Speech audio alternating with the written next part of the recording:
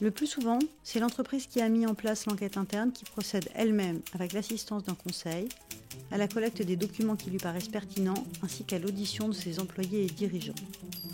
Ce double positionnement entraîne de nombreuses questions en ce qui concerne le respect des droits de la défense. Ces questions, un collectif d'avocats les a récemment soulignées dans un rapport intitulé « Rapport sur les droits de la défense des personnes physiques dans l'enquête interne ». Ce rapport, il est né en réalité de rencontres entre praticiens pénalistes qui ont été confrontés à des sujets, des difficultés dans le cadre de conduite d'enquête interne sur le respect des droits de la personne entendue dans le cadre de l'enquête interne, mais également des tas d'autres questions sur qui doit conduire l'enquête, comment la conduire, à quel moment informer la personne visée. Je pense que le sujet du rapport, la question des droits de la défense des personnes physiques dans l'enquête interne, est en fait un sujet qui est à la croisée de pas mal de chemins, du droit social, du droit pénal, de la compliance et du droit des affaires. Et pour cette raison, à mon avis, il y a un désintérêt et une confusion. Il y a un désintérêt de certains avocats pénalistes, par exemple, qui considèrent que l'enquête interne n'est pas une vraie enquête, ce qui est heureusement vrai, et qui considèrent donc qu'il n'y a pas de rôle à jouer pour l'avocat pénaliste et qu'ils n'interviennent que très rarement, même en défense de personnes physiques, dans ce type de procédure. Il y a également une confusion du fait que il y a une conscience du fait que les enquêtes internes sont un minimum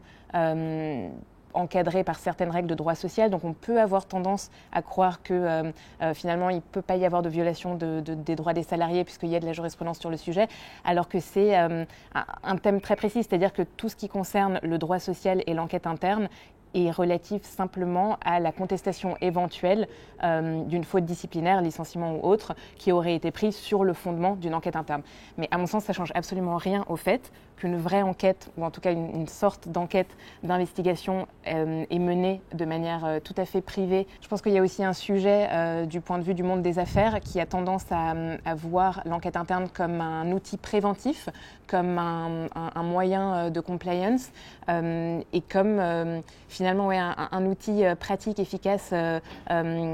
rapide, qu'ils ne veulent pas voir alourdi par des règles et qu'ils ne veulent pas voir devenir un sujet public, un sujet de droit pénal public.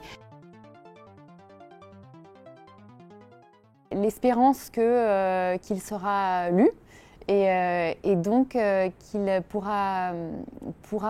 peut-être orienter les personnes qui vont conduire les enquêtes internes au sein de l'entreprise et leur faire prendre conscience de cette nécessité de garantir les droits de la défense des personnes entendues. On n'est pas tous d'accord sur ce qui devrait être fait. À mon sens, c'est un sujet dont le législateur ou les autorités devraient se saisir, à minima en publiant des lignes directrices ou des recommandations à valeur plus forte et plus contraignante que ce qui existe actuellement. Parce qu'en réalité, c'est dans l'intérêt à la fois de la personne entendue, mais aussi de l'entreprise qui, en respectant ses droits, s'assure d'avoir un rapport qui a beaucoup moins de risques d'annulation dans une procédure pénale ou même qui aura beaucoup plus de valeur dans le cas d'une procédure disciplinaire.